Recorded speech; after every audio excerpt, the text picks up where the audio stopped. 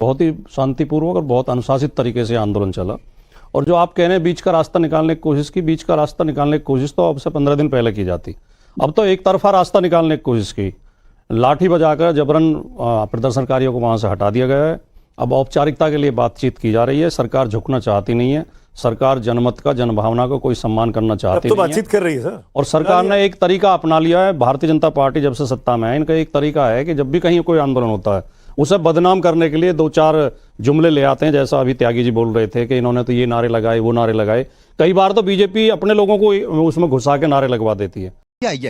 अभी तो त्यागी जी ने ये नहीं कहा कि वहाँ पाकिस्तान जिंदाबाद के भी नारे लगे। कल तक ये भी खबर आ जाएगी कि वहाँ पर पाकिस्तान जिंदाबाद के भी नारे लगाए गए। सब फर्जी बातें हैं। किसान 13 महीने तक बहुत शांतिपूर्वक तरीके से, अनुशासित तरीके से दिल्ली के बॉर्डर पर बैठ रहे थे। उनके लिए क्या क्या नहीं कहा गया। ये खालिस्तानी हैं, ये किराए के हैं, बिके हुए हैं। असली किसान तो खेतों में काम कर रहे हैं, नकली किसान हैं। आंदोलनों के प्रति भारतीय जनता पार्टी के मन में कोई सम्मान की भावना नहीं है। सबसे ज्यादा खतरनाक बात यह है, लोकतंत्र में आंदोलन को सम्मान की दृष्टि से देखना चाहिए। आंदोलनकारियों का सम्मान करना चाहिए। आज मोदी जी भाषण दे रहे थे, मीडिया को बोल रहे थे, तो उनकी बात सुनी हमने कि आवाज चाहे धीमी गति से कही जाए, अगर तर्क है और तथ्य है तो धीमी आवाज भी सुनी जाती है। आपसे मात्र 1 किलोमीटर दूर पे एक 60 साल का बुजुर्ग, जो एक पढ़ा लिखा वैज्ञानिक है, जो देश की प्रतिभा है, वो बैठा है, आमरण अनशन पे बैठा, शांतिपूर्वक बैठा है। आप उसकी आवाज क्यों नहीं सुन रहे? अगर आवाज सुनी जाती है, उनका कौन सा तर्क गलत है, कौन सा तर्क ब्रिजेश जी जवाब देना चाहेंगे? क्या ये जानबूझ के नहीं सुना जा रहा था, या प्रधानमंत्री के सुबह के भाषण से बात हो गई थी कि आज बातचीत हो सकती है, इशारा मिल गया था? बोल सुमित जी, 3-4 बातें इस पूरे जो प्रकरण है उसके बारे में ध्यान रखना चाहिए। पहली बात, भाटी जी ने कहा कि आंदोलन से घबराती है, आंदोलन पे लाठी से शुरुआत करती है।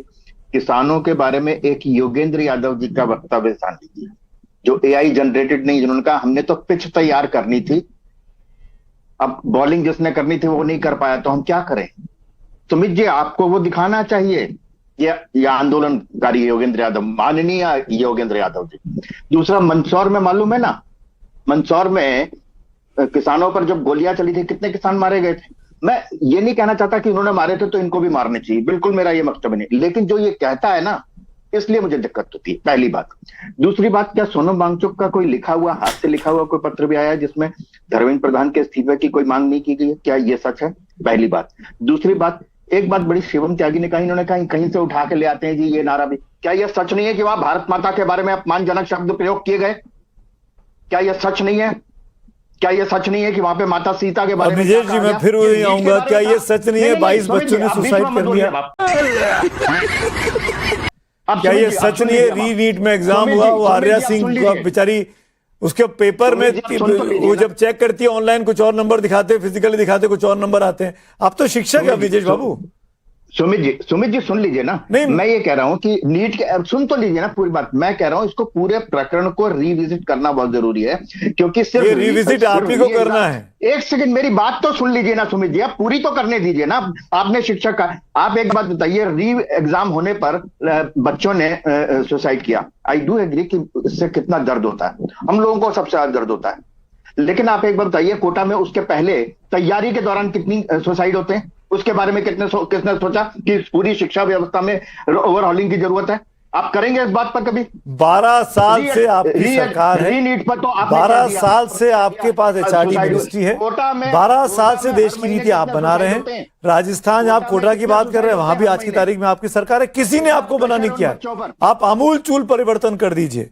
लेकिन मैं अनुमा आचार्य को पूछना चाहूंगा, अनुमा आचार्य, क्या विपक्ष की तरफ से जो सुस्ती दिखाई गई, खासकर राहुल गांधी की तरफ से इस पूरे आंदोलन को लेकर, इसीलिए यह आंदोलन इतना लंबा खिंचा? राहुल गांधी ना गए, ना आज भी कुछ बोले सोनम वांगचुक जी के लिए, ना अभिजीत दीपके के लिए, ना छात्रों के लिए, ऐसा क्यों? सुमित जी नमस्कार आपको और को पैनलिस्ट को और दर्शकों को। पिछले 3 महीने से आईवाईसी और एनएसयूआई उदय भानुछेब और विनोद जाखड़ के नेतृत्व में लगातार प्रदर्शन कर रहे हैं। मैंने नहीं देखा कि आपके चैनल ने उसे कवर किया, एक बार भी नहीं देखा। तो ये एक विपक्ष तो हो लेकिन वो कांग्रेस ना हो, और विपक्ष अगर कांग्रेस है तो हम उसके बारे में बात नहीं करेंगे, ये भी तो एक मतलब बात मैं है। अगली बार से छिप साहब को बुला लिया करूं डिबेट में, क्योंकि वो प्रदर्शन कर रहे थे। अनुमा जी को ना बुलाया करो। मेरा कहने का अर्थ ये है नहीं, आप कि आपके वही पार्टी चला रहे हो इस मुद्दे को, अगर छिप साहब ही उठा रहे हैं अनुमा मैम, कांग्रेस एक लीडरशिप से संदेश जाता है। क्यों धर्मेंद्र प्रधान का इस्तीफा मांगा जा रहा है इस कहानी में? जवाबदेही दिखाने के लिए सरकार के पास जवाबदेही सरकार की होनी चाहिए। अगर राहुल गांधी का काम छिप साहब कर रहे हैं तो फिर अनुमा आचार्य, राहुल गांधी, खड़गे जी, पवन खेड़ा, इन सब की क्या जरूरत है?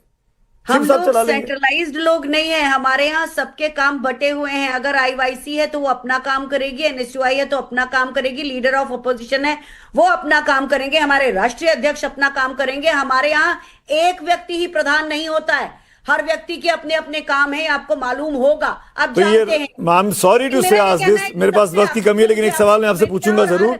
क्या ये काम था कि अभिजीत दीपके से बात नहीं करनी है?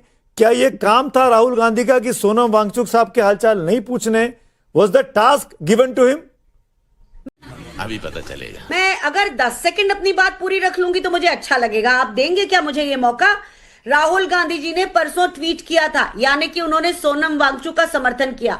हमारे सबसे पहले संगठन के सचिव हैं वेणुगोपाल जी, उन्होंने सोनम वांगचुक जी को आश्वासन दिया। पवन खेड़ा मिलने गए, विवेक तनखा मिलने गए। अब क्या चाहते हैं? केवल राहुल गांधी जी हर समय जाएं हर जगह? तो प्रधानमंत्री नरेंद्र मोदी का इस्तीफा मांग लेते हैं। फिर हम क्यों मांगे फिर धर्मेंद्र प्रधान का इस्तीफा?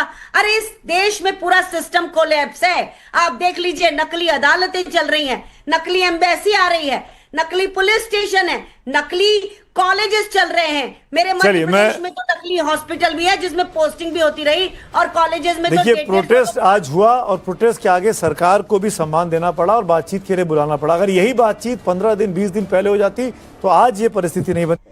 और ये कहना मैं जो आज सोच रही थी कि ये जो चल गया है ना, क्या सरकार हावी हुई? क्या ये लोग हावी हुए? हम दो साइड में नहीं है, उसी साइड में है। वही तो हम सब एक साथ हैं, सभी चाहते हैं ये। तो ये दूध साइड का मतलब ही नहीं। मैं भी मानती हूँ सिंपल नड्डा जी को भेजते, किसी को भेजते जंतर मंतर, सोनम वांगचुक आपको क्या कहना? जरूरी नहीं कि हम अग्री करेंगे, कहना क्या है? ये बड़ी अच्छी बात कही आप। और ये तो शख्स आया कहां से? लद्दाख से, peripheries of India, speaking to heartland India. मेरी बात सुनो, हमारी बात सुनो। उसको तो चीनी एजेंट कहा गया सर।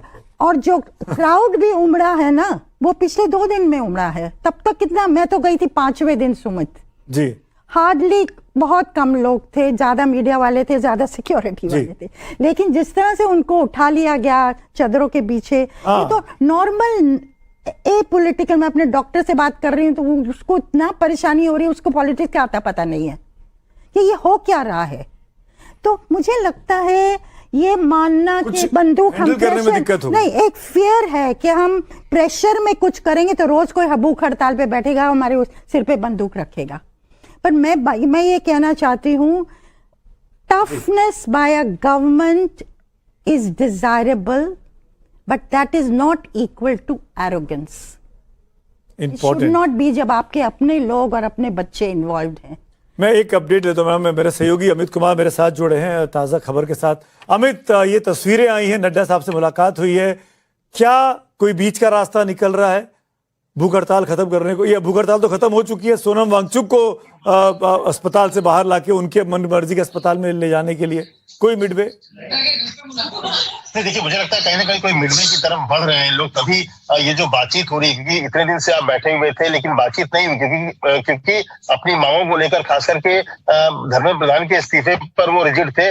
अब लेकिन क्या क्या मांगे हैं, क्योंकि सरकार की तरफ से ये कहा गया कि वो बातचीत को तैयार है, लेकिन अगर आप शर्त के साथ बातचीत करेंगे, सरकार भी चाहती है कि ये जो बच्चों के एग्जाम को लेकर जो दिक्कत है या शिक्षा की व्यवस्था को किस तरह से दुरुस्त करना है, मैकेनिज्म कैसे अच्छी होनी चाहिए, इसको लेकर सरकार बात करना चाहती है। लेकिन एक शर्त के साथ कि सिर्फ इस्तीफा होने के बाद ही बात होगी, तो उसको लेकर सरकार तैयार नहीं थी। लेकिन आज जिस तरह से मुलाकात हुई और साथ बैठे हैं, एक तरह से जो उनकी डिमांड थी उसका मेमोरेंडम उन्होंने दिया है सीजेपी के सौरभ और आशुतोष ने जेपी नड्डा को। और जेपी नड्डा भी इसलिए क्योंकि अगर देखिए तो ये पूरा मामला जो है नीट की परीक्षा के पेपर लीक होने से हुआ है, मेडिकल कॉलेज को लेकर है, तो इसीलिए स्वास्थ्य मंत्री इस पूरे मामले को डील कर रहे हैं। तो ये मुझे लगता है एक तरह से ब्रेक थ्रू आप कह सकते हैं, जो एक डेवलप टाइप का बना हुआ था वो कहीं ना कहीं टूटता दिख रहा है। बात तो सही है। और आगे जो है कदम बढ़ेगा और मुझे लगता है निश्चित तौर पर कोई ना कोई बीच का रास्ता जरूर निकलेगा।